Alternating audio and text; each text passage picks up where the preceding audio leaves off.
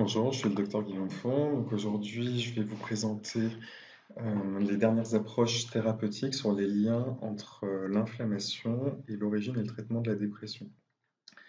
Donc l'idée, c'est que vous puissiez, à la sortie de cet enseignement, avoir des idées claires sur les hypothèses immuno-inflammatoires, leur rôle dans le traitement des maladies mentales, connaître les derniers résultats des études et puis voir en quoi on peut l'appliquer en pratique clinique quotidienne, même s'il n'y a pas de recommandation pour le moment. Donc, je vais commencer par vous présenter une histoire des traitements de la psychiatrie au XXe siècle, et puis ensuite on va venir plus précisément sur l'émergence de la recherche autour de l'inflammation et des troubles dépressifs, et puis on va aller explorer plus précisément aussi l'effet des anti-inflammatoires et ce qu'on peut faire en pratique clinique quotidienne.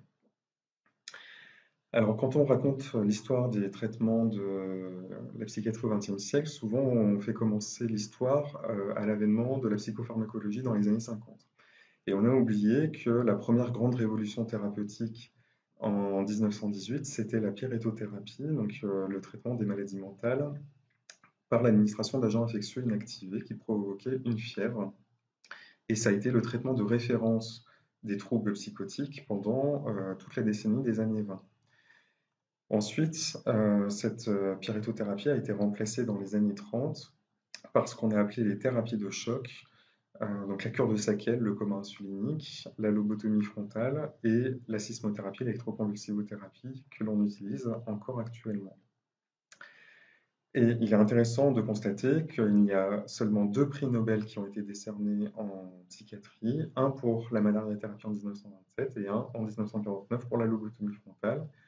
Aucun autre prix Nobel pour des innovations thérapeutiques, notamment pour la psychopharmacologie, qui est donc apparue dans les années 50 avec la découverte de la chlorpromazine pour le traitement de la schizophrénie, puis la découverte de la classe des antidépresseurs, l'iproniazide en particulier. Donc cette histoire-là, on la connaît bien, c'est celle qu'on enseigne et qu'on raconte habituellement. Et on a constaté, au bout de 50 ans de pratique de la psychopharmacologie, qu'on améliorait un grand nombre de patients, mais qu'un nombre important de patients répondait partiellement au traitement, voire pas du tout, ce qu'on appelle la résistance. Et il fallait trouver de nouvelles pistes de traitement dans les maladies mentales. Dans les années 90 a émergé un nouveau champ de recherche qu'on appelle actuellement l'immunopsychiatrie. Vous voyez l'explosion des recherches ici au cours des 20 dernières années. Donc c'est un champ particulièrement excitant, prometteur. Donc il y a des équipes partout à la surface de la planète qui travaillent sur ce courant de recherche. Et ceci est apparu suite à l'observation de 2 phénomènes. Le premier, c'est ce qu'on appelle le sickness behavior, donc c'est un concept anglo-saxon qui décrit le fait que lorsqu'on est malade, donc lorsqu'on a une grippe par exemple, on présente des symptômes comme une hypersomnie, une léthargie, une anorexie, des affects légèrement dépressifs, anxieux, des problèmes de concentration, de mémoire, on a envie de voir personne, on est replié sur soi, et ces symptômes évoquent certaines pathologies mentales. Et les modèles animaux confirment cela. Quand on crée une inflammation chez l'animal, quel que soit le modèle animal, on crée des comportements de repli et des troubles du comportement, d'interaction sociale, alimentaire, etc. Et la deuxième observation, c'était chez l'être humain, dans les années 90, l'avènement de l'observation que la moitié des patients qui recevaient un traitement par interféron, donc un traitement qui module le système immuno-inflammatoire, déclenchait des dépressions caractérisées. Donc pour la première fois, on avait une preuve expérimentale chez l'être humain que l'administration d'un agent immuno-inflammatoire pouvait créer une pathologie mentale. Donc, pour rappel des cours de deuxième année sur la physiologie, l'inflammation, c'est une réaction parfaitement naturelle, c'est une réaction normale de l'organisme face à une agression. Une agression qui peut être physique, comme une plaie, ou qui peut être infectieuse, qui peut être donc, plus généralement biologique, mais aussi psychologique. Il est important d'avoir bien à l'esprit qu'un traumatisme psychique, un psychotrauma, peut entraîner une inflammation au niveau de l'organisme. Il a été démontré dans certaines études que les traumatismes augmentaient le risque de troubles immuno-inflammatoires. Quand on va regarder dans la population générale, on constate qu'il y a des traits psychologiques qui sont associés au statut inflammatoire. Notamment, les personnes qui ont des niveaux plus élevés d'inflammation dans le sang, d'inflammation périphérique, sont soit plus repliées sur elles-mêmes, soit ont plus de comportements de recherche de nouveautés, donc le novelty seeking, qu'on constate dans certains troubles psychiatriques également. Et à l'inverse, les personnes qui ont moins d'inflammation ont des traits qu'on appellerait plus consciencieux, c'est-à-dire des personnes qui sont plus disciplinées, plus rigides. Donc une des hypothèses évolutionnistes est que l'inflammation pourrait représenter par exemple une infection et que naturellement la personne infectée va se retirer du groupe pour protéger ses congénères de la contamination. À l'inverse, le comportement de recherche de nouveautés pourrait avoir été favorisé pour favoriser le côté pionnier, explorateur du groupe. Donc dans les deux cas, ce sont des personnes qui se détachent du groupe avec un avantage évolutionniste. À l'inverse, donc les personnes plus consciencieuses seraient donc plus prudentes et donc se protégeraient mieux, par exemple, des agents infectieux, par exemple en n'allant pas manger des aliments qui pourraient les contaminer, par exemple. Alors ici, vous voyez l'état des lieux des connaissances sur les liens entre les perturbations immuno-inflammatoires et les grands troubles psychiatriques. Donc on en a choisi trois ici, la schizophrénie, la dépression et les troubles bipolaires. Ce qu'il faut retenir, donc c'est pas les perturbations elles-mêmes, c'est pas très intéressant, mais par contre, c'est plutôt le fait que pour chaque maladie psychiatrique, il existe une signature immuno-inflammatoire spécifique. Et là, vous voyez en particulier dans le trouble bipolaire, il est très intéressant de constater que ces modifications immuno-inflammatoires varient selon le stade de l'humeur, c'est-à-dire qu'en fonction que le patient est en phase maniaque, dépressive ou autimique, on n'a pas les mêmes modifications immuno-inflammatoires. Donc, cela veut donc dire que là où nous avons des classifications statistiques, eh ben, on peut avoir un pendant du statut immuno-inflammatoire. Alors, ça ne veut pas dire que tous les patients que nous suivons en psychiatrie ont des perturbations immuno-inflammatoires. On pense qu'à peu près un tiers des patients présenteraient ces perturbations et que par contre, ces perturbations sont assez spécifiques du trouble psychiatrique en question. Alors, une autre observation intéressante a été donc une étude conduite à Marseille, publiée en 2015, dans laquelle nous avons cherché à ce qu'il en était du statut de la vitamine D, parce que la vitamine D a été très étudiée dans les pays comme le Canada ou les pays scandinaves, parce que ces pays sont en privation de soleil. La vitamine D, donc, est une vitamine synthétisée au niveau de la peau lorsqu'on est exposé au soleil. Elle est aussi apportée par l'alimentation. Et on a découvert récemment, depuis 2009, des récepteurs à la vitamine D dans le cerveau, dont on connaît mal la fonction. Et donc, du coup, on pense qu'il y aurait un lien avec les troubles psychiatriques, et notamment avec la dépression et potentiellement avec la schizophrénie.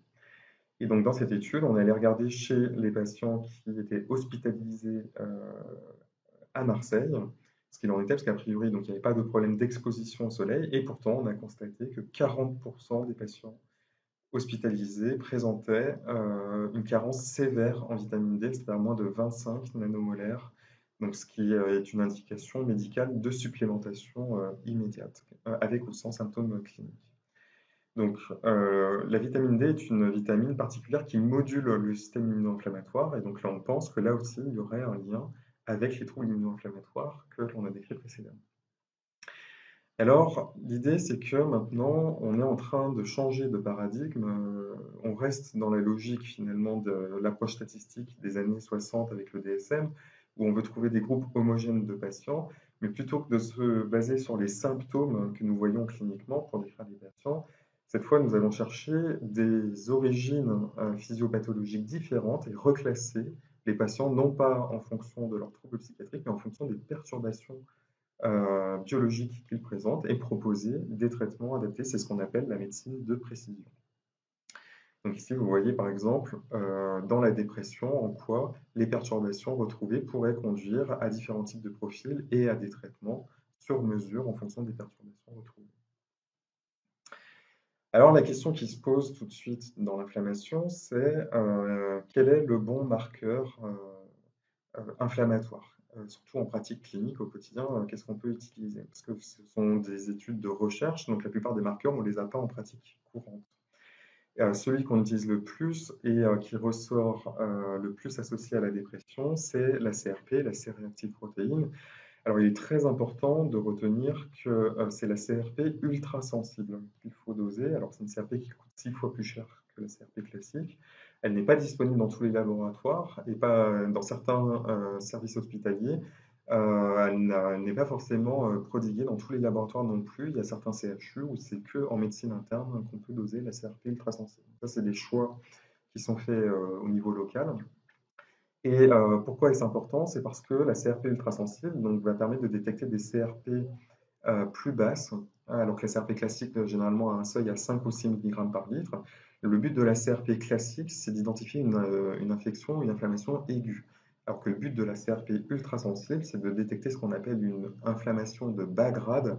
C'est une inflammation qui va être persistante, même en l'absence d'infection ou de processus pathologique en cours. Et donc, on pense que le problème finalement chez les patients psychiatriques ne serait pas un problème d'inflammation, mais plutôt d'extinction de l'inflammation. C'est-à-dire que là où on a été exposé à un agent agressif, les patients qui développeraient des troubles psychiatriques auraient un défaut d'extinction de cette inflammation qui persisterait au long cours. Donc, la deuxième molécule qui a été très associée à la dépression, c'est une augmentation de l'IL-6, l'interleukine 6. Donc, les interleukines, ce sont des molécules qui envoie l'information de déclenchement de l'inflammation. Donc la CRP, c'est un peu la cascade finale, c'est la protéine qui est augmentée, quelle que soit l'interleukine qui est augmentée en amont. Donc les Américains ont proposé, en fait, au début des années 2000, une classification pour proposer des seuils de gravité liés à l'inflammation de bas grade. Et donc pour cela, ils se sont basés sur les études concernant l'infarctus, puisque donc il y a eu un lien qui a été fait entre l'inflammation et le risque d'accident cardiovasculaire. Et donc ils ont proposé le seuil de 3 mg comme le seuil de haut risque cardiovasculaire et le seuil de 1 à 3 mg comme un risque modéré. Donc ce sont ces seuils que nous reprenons actuellement en psychiatrie, mais il reste la question de savoir si ce sont des seuils qui sont validés ou pas dans les troubles psychiatriques. C'est une des questions de la recherche actuelle.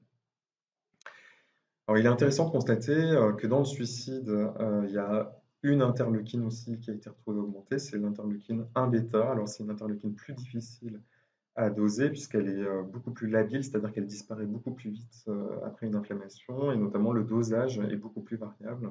Donc pour l'instant, il n'y a pas de pratique clinique, mais donc il y a une association entre l'inflammation aussi et le risque suicidaire. Alors ici, vous voyez l'état des connaissances sur l'inflammation et vous voyez que c'est un peu plus compliqué que le schéma initial qu'on avait proposé pour la cascade inflammatoire.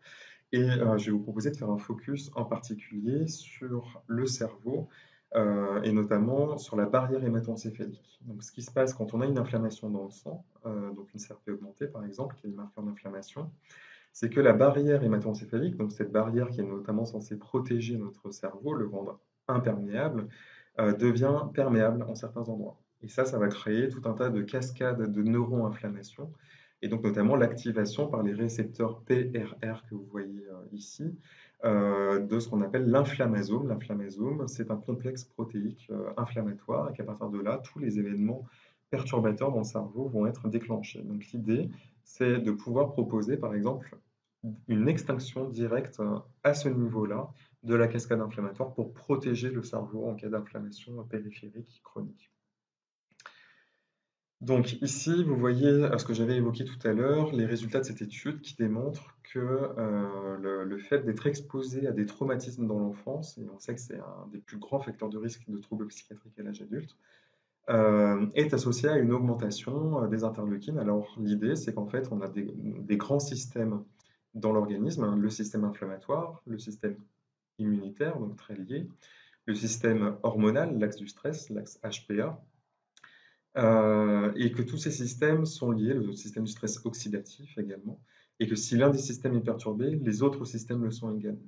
Et donc l'idée, c'est que au moment où on est exposé à un psychotrauma, s'active l'axe du stress, et si le traumatisme est particulièrement important ou est répété ou qu'il survient sur un terrain vulnérable, le phénomène va s'auto-entretenir, et là, ça va créer des perturbations hormonales, immunologiques, etc. Donc il n'y a aucune distinction pour nous entre l'approche psychologique d'un côté et l'approche biologique de l'autre. On est vraiment dans une approche moniste, spinoziste. Donc l'inflammation est vraiment le miroir de troubles psychiques.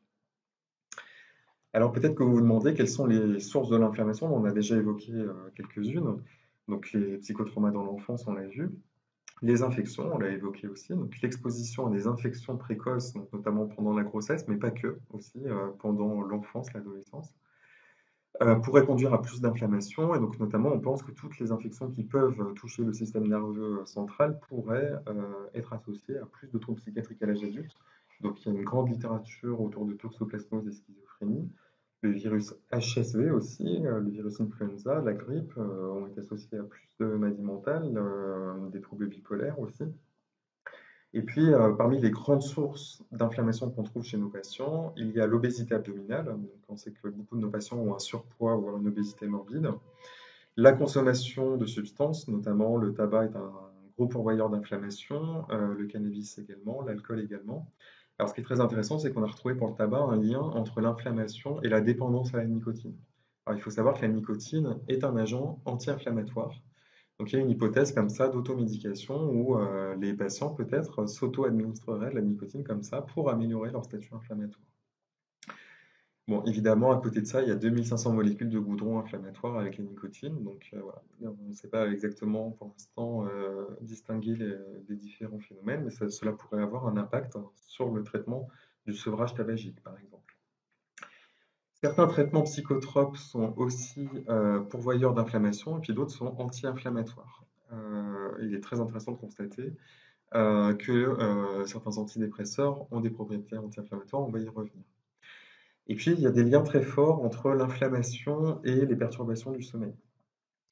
L'idée, c'est une association bilatérale, c'est-à-dire que si j'ai des troubles du sommeil, j'ai plus d'inflammation. Si j'ai plus d'inflammation, j'ai plus de troubles du sommeil. Donc, chez les patients comme ça, qui sont addicts au Stilnox, à l'Imovan, au Terralène, il y aurait peut-être quelque chose à aller chercher du côté d'une inflammation périphérique et peut-être une stratégie anti-inflammatoire serait plus efficace pour améliorer leur trouble du sommeil.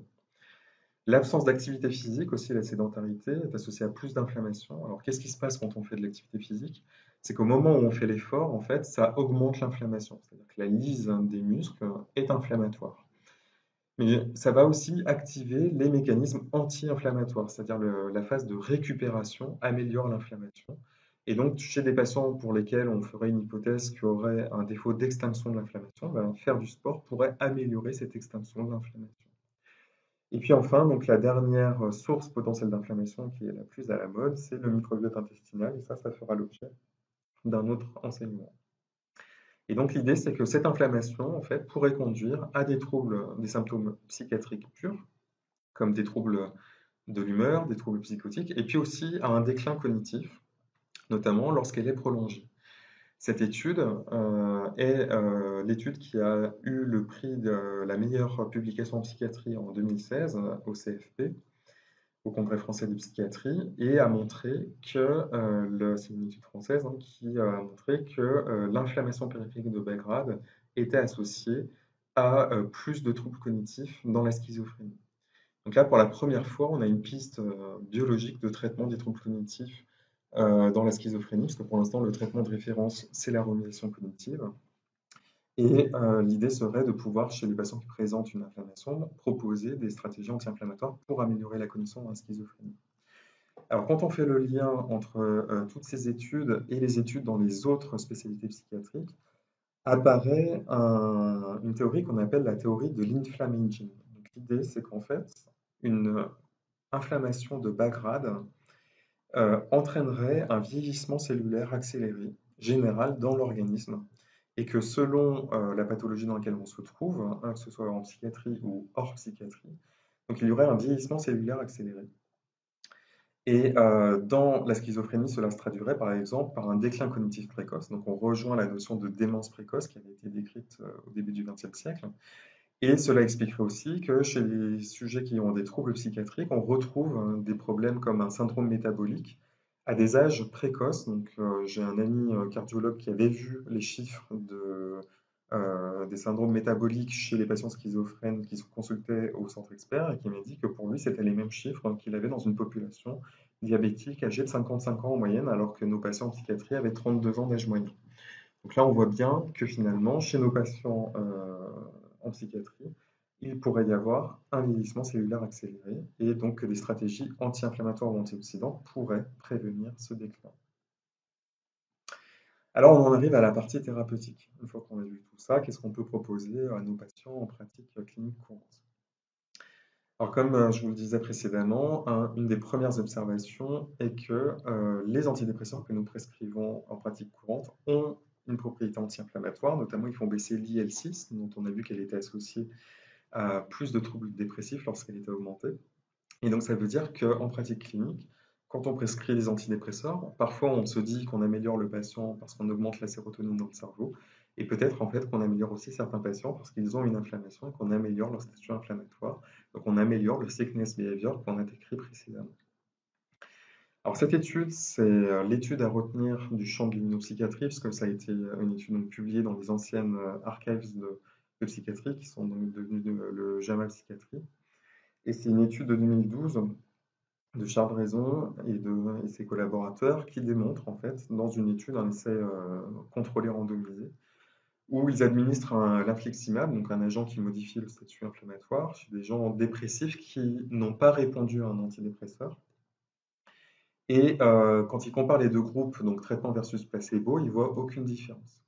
Sauf que quand ils vont regarder uniquement les gens qui avaient une inflammation à la base, donc là ils avaient pris une CRP supérieure à 5 mg, et bien là ils se rendent compte que l'agent anti-inflammatoire améliore considérablement la dépression avec une taille d'effet, donc là c'était le NNT, qui était de l'ordre de 3, ce qui est énorme. On est plutôt à 8, donc le NNT c'est inversé, c'est le nombre de patients à traiter pour avoir un événement.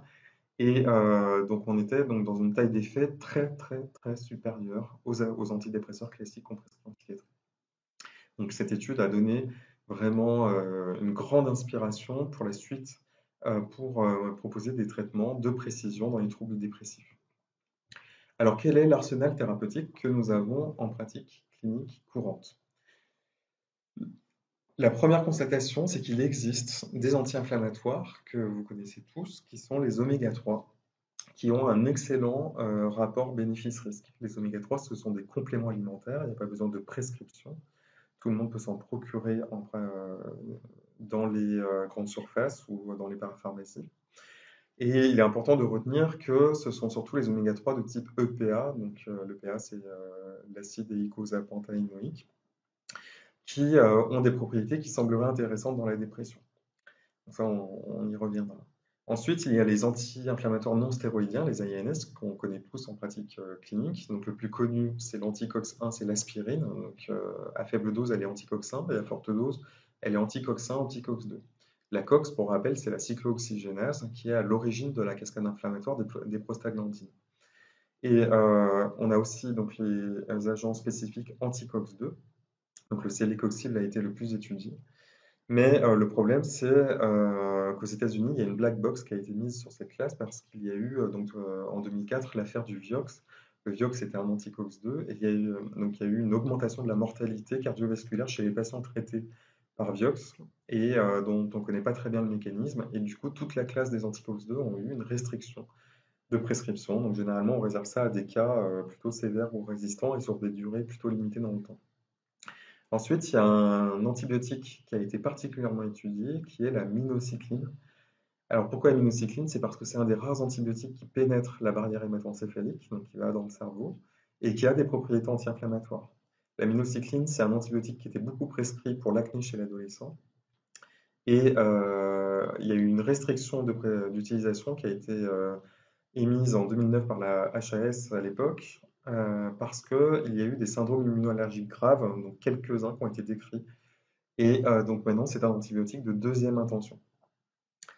Et enfin, il y a la N-acétylcystéine, donc j'en parle assez peu ici. C'est un antioxydant, mais c'est important que vous connaissiez son existence parce que c'est le précurseur du glutathion. Le glutathion, c'est l'antioxydant majoritaire qu'on a dans le cerveau. Donc ça, c'est plutôt adapté à des pistes antioxydantes, donc pour le stress oxydatif que je n'ai pas abordé ici. Mais retenez qu'il y a un pendant entre l'immunoinflammation et le stress oxydatif, et probablement que ce qui est efficace dans l'un est efficace dans l'autre. Et donc là, l'idée, c'est d'administrer de fortes doses de N-acétylcystéine, donc la NAC en abrégé, Et en fait, l'ANAC, c'est le mucormyste, en fait, qu'on prescrivait à faible dose en tant que fluidifiant bronchique et qu'on peut prescrire à plus forte dose. Donc, il faut des doses supérieures à 1 gramme par jour et on peut aller jusqu'à 2 grammes par jour. Donc, on ne le trouve pas en prescription courante. Donc, il faut une prescription sur ordonnance, donc ça, j'y reviendrai. Et sinon, on le trouve en complément alimentaire aussi, dans les parapharmacies et les grandes surfaces. Alors, juste pour rappel, l'aspirine, il n'y a pas un mois qui se passe où il n'y a pas une étude qui démontre les bienfaits de l'aspirine. Ici, donc, c'était une étude qui démontrait que l'aspirine augmentait la fertilité. Donc, on est vraiment dans des effets aussi qui dépassent, je le rappelle, le champ de la psychiatrie. Vraiment, l'idée, c'est que nos collègues neurologues travaillent sur l'inflammation, le Parkinson et l'Alzheimer. Les collègues cancérologues travaillent sur l'inflammation et cancer. Les collègues cardiologues travaillent sur l'inflammation, infarctus et AVC, etc., etc. Donc vraiment, le champ de l'inflammation est un champ qui dépasse, je le rappelle, le champ de la psychiatrie. Donc ici, vous avez l'état des connaissances sur l'efficacité des anti-inflammatoires dans la dépression, et c'est le célicoxib pour l'instant qui a démontré la meilleure efficacité, et également les oméga 3. Donc étant donné que le célicoxib a cette restriction d'utilisation, cette black box, on a plutôt tendance à aller sur les oméga 3, et il y a deux méta-analyses récentes qui ont encore confirmé l'efficacité des oméga 3 en add-on, donc en ajout, dans le traitement des troubles dépressifs. Il y a eu aussi une méta-analyse qui démontre l'efficacité en monothérapie des oméga 3 dans la dépression chez la femme. Donc là, on est vraiment dans un traitement qui pourrait être proposé systématiquement à tous les patients qui présentent des troubles dépressifs en ajout, en adjonction au traitement habituel, que ce soit la psychothérapie ou le traitement antidépresseur. Alors, on a également des données dans le trouble bipolaire, mais comme vous le voyez, qui sont beaucoup plus faibles. Il y a eu beaucoup moins d'essais contrôlés, mais avec quand même des essais positifs, notamment pour la NAC, qui démontrent de l'effet aussi bien dans l'épisode dépressif bipolaire que dans l'accès maniaque bipolaire, mais une seule étude à chaque fois. Et puis, on a des données controversées pour d'autres anti-inflammatoires. Encore une fois, les oméga 3, tout comme la vitamine D, ont un excellent profil de tolérance. Donc l'idée, c'est que c'est pas parce qu'on n'a pas des résultats significatifs que certains patients ne peuvent pas en bénéficier, notamment des patients qui ont des effets indésirables avec les traitements conventionnels ou qui n'ont pas répondu de façon satisfaisante ou qui ont des symptômes dépressifs résiduels, par exemple, peuvent être de bons candidats à être traités par oméga 3, par exemple, ou N-acétylcystéine en cas de non-réponse. Alors, vous comprenez du coup, au vu de ces données, qu'on a très envie de proposer un nouveau paradigme où finalement, on pourrait, en fonction du trouble psychiatrique et de la perturbation inflammatoire, proposer des traitements sur mesure aux patients souffrant de troubles psychiatriques en ajout au traitement usuel et que ce traitement serait spécifique de la maladie mentale. Donc, il n'y aurait pas les mêmes traitements, par exemple, dans la dépression, dans la schizophrénie, dans le trouble bipolaire. Donc là, c'est juste un paradigme qui a visé voilà, de réflexion théorique.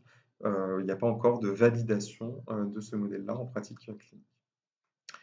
Alors en pratique, qu'est-ce qu'on pourrait proposer comme ordonnance quand on voit un patient et qu'on se dit ah, j'aimerais utiliser l'approche immunopsychiatrique pour aider mon patient? Alors, donc, vous avez retenu qu'en première intention, les oméga 3 ont démontré quand même un spectre large d'efficacité. Je n'ai pas abordé la schizophrénie, il y a aussi des données dans la schizophrénie, et qui suggèrent que c'est d'autant plus efficace qu'on arrive tôt. C'est-à-dire que quand le patient est en début de maladie, ça pourrait être encore plus efficace. Donc pour cela, quand on décide de prescrire un oméga 3, donc encore une fois, c'est sans ordonnance, mais les patients vont vous demander quel oméga 3 je prends. Il y en a énormément. Ce qu'il faut retenir, c'est que ce qui est important, c'est le taux d'EPA. Donc il faut plus d'1 gramme d'EPA par jour. Donc là, je vous ai mis quelques marques. Donc, je rappelle que je n'ai pas d'action dans des laboratoires d'oméga 3, donc je n'ai pas de conflit d'intérêt là-dessus. Et ce qui est important, c'est le taux d'EPA. Donc peu importe la marque, du moment il y ait plus d'1 gramme d'EPA par jour. Donc là, je vous ai mis 3 marques, 3 Solgar Bionutrix par exemple, mais il y en a d'autres. Ensuite, il y a la vitamine D. Donc la recommandation actuelle, c'est de ne pas doser la vitamine D systématiquement à tous les patients, parce qu'en 2009, même chose, il y avait eu un engouement des médecins généralistes suite à des publications sur l'ostéoporose, parce que tout est parti de l'ostéoporose à la base. Et donc maintenant, on voit que la vitamine D a beaucoup d'autres rôles qu'un simple rôle de régulation du métabolisme osseux. Donc, pour cela, moi je considère, à titre personnel, que présenter un trouble psychiatrique est un facteur de risque d'avoir une carence en vitamine D.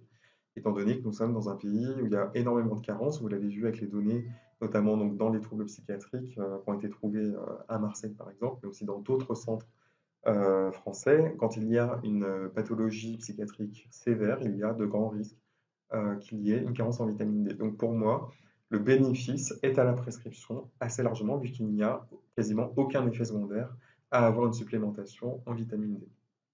Alors après, il n'y a pas de consensus sur la durée de la supplémentation, sur la forme. En pratique, moi, je préfère les ampoules de vitamine D, donc notamment le Zimad 80 000 unités, une ampoule par mois.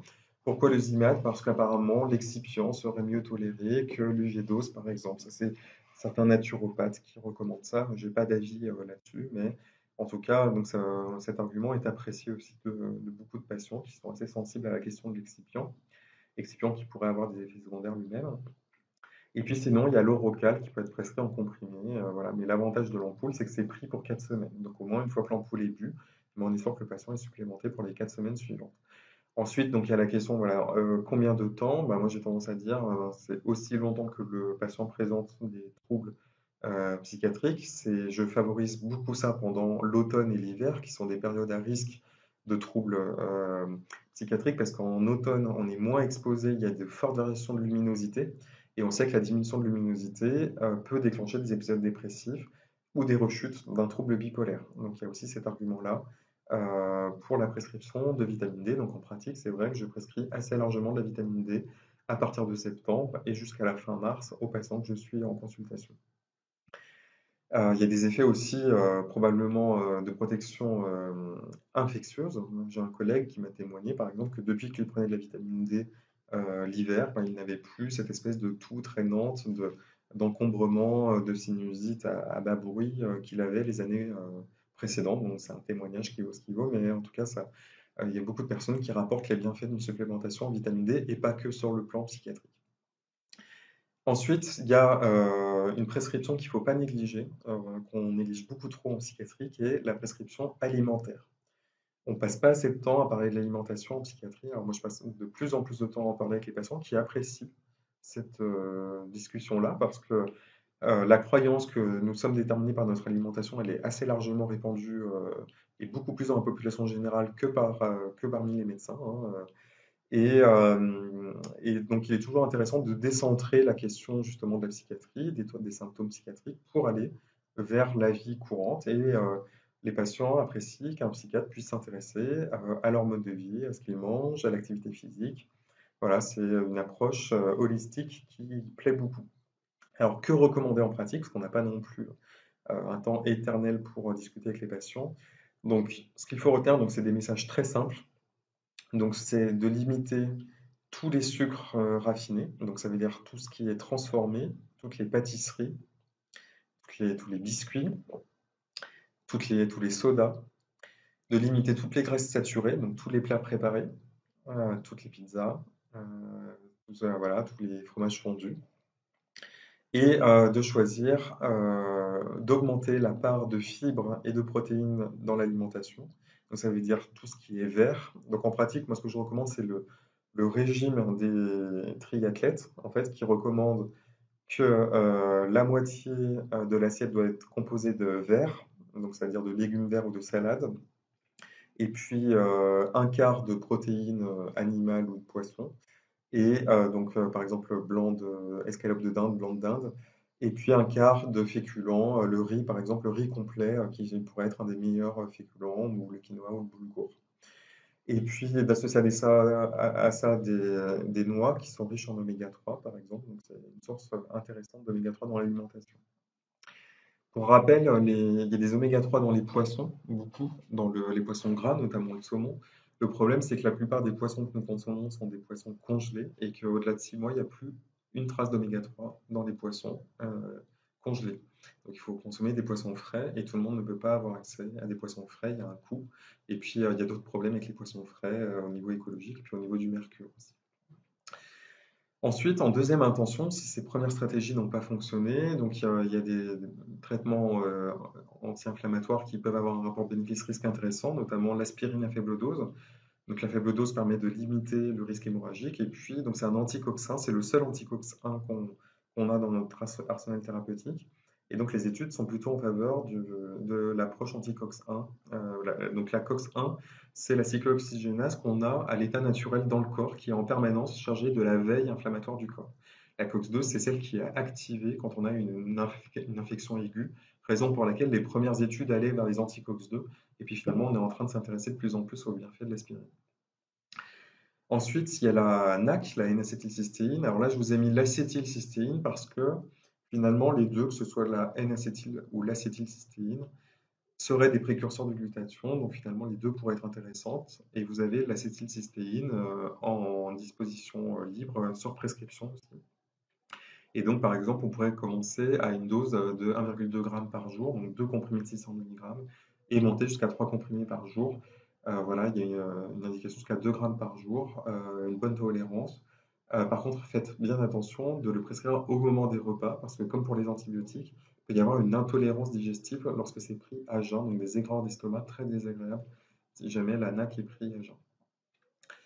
Et puis, donc en troisième intention, il y a les stratégies basées sur le célicoxib, on l'a vu. Alors, il y a la black box aux États-Unis. Donc voilà, il faut vraiment un argument clinique fort, donc une pathologie résistante, à une intolérance aux antidépresseurs forte. Donc moi, en pratique, c'est vrai que je l'ai assez rarement prescrit. C'est plutôt réservé à l'hospitalier et vraiment pour des pathologies résistantes. De la même façon, je n'ai jamais prescrit de minocycline à cause du risque immunoallergique, même s'il est exceptionnel, il reste là. Et puis l'aspirine à forte dose, il y a un risque hémorragique aussi non négligeable. Il faut bien prévenir les patients aussi.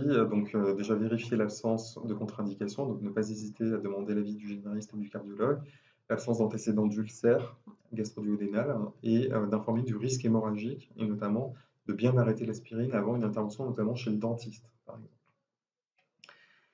Donc, les points importants à retenir de tout ça, c'est que à peu près un tiers de nos patients souffrent de troubles immuno-inflammatoires qui sont non détectés. C'est-à-dire qu'au moment où on voit les symptômes psychiatriques, mais pas les symptômes immuno-inflammatoires associés. Donc, ça pourrait être particulièrement intéressant de proposer un traitement en combinaison à nos traitements actuels qui serait basé sur une stratégie anti-inflammatoire. Et parmi ces traitements, moi, je suis assez favorable à proposer les oméga-3 et la vitamine D, y compris en prévention, et les modifications alimentaires également. Là, si on propose ça, ma croyance, c'est qu'on va vraiment améliorer tout un tas de symptômes résiduels qu'on a du mal à améliorer en psychiatrie, notamment la fatigue, le manque de motivation aussi, parce que le psychisme est influencé par ça, et l'énergie, le sentiment d'énergie, qui est éminemment lié à l'apport alimentaire. Donc si on a une alimentation qui est pro-inflammatoire, donc là on a des collègues américains et australiens qui sont en train de faire des scores d'inflammation pour l'alimentation. L'idée c'est que si je mange un steak frites, je vais avoir un orage inflammatoire qui va créer de la fatigue et l'idée, c'est que plus je mange riche en calories et plus je suis fatigué au dépôt pour la digestion, parce qu'il va y avoir un afflux de sang au niveau du tube digestif et donc moins de sang disponible pour d'autres organes comme le cerveau par exemple. Et donc chez nos patients, on se rend compte quand on va explorer leur mode alimentaire, notamment chez les patients qui souffrent de schizophrénie par exemple, mais pas que, qu'il y a une alimentation très riche en agents pro-inflammatoires. Donc très important de remettre du rationnel autour de l'alimentation et le simple fait d'aller voir une diététicienne ou une nutritionniste, souvent, peut-être n'est pas suffisant parce que les diététiciens et les nutritionnistes ne sont eux-mêmes pas forcément d'accord sur les recommandations alimentaires. Un diététicien va aller juste regarder la diversification de l'alimentation et va rester au niveau macro, entre guillemets, alors que le nutritionniste et le naturopathe, eux, vont aller voir d'autres approches, et notamment sur aussi des approches basées sur les oligo-éléments, sur des compléments alimentaires, etc. Sur l'éviction de certains aliments qui peuvent être pro-inflammatoires, comme l'apport de viande ou les produits laitiers, par exemple. Il y a tout un courant de recherche autour du gluten, hein, qui est très débattu, dont vous avez entendu parler également.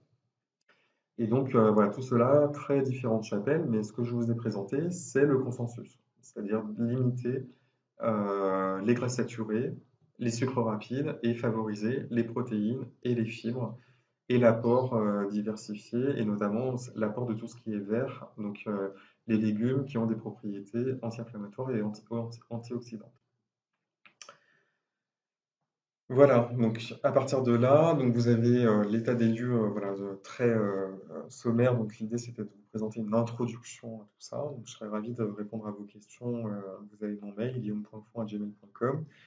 Si vous voulez en savoir plus, et puis là je vous ai mis deux études qui vous permettent d'avoir une idée de ce que dit la littérature sur les sources potentielles de l'inflammation dans la dépression, et puis les différents traitements qui ont montré de l'efficacité dans la dépression, les troubles bipolaires et la schizophrénie.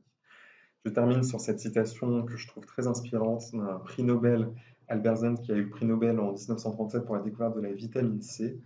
La découverte consiste à voir ce que chacun a déjà vu et d'y voir ce que personne n'avait imaginé.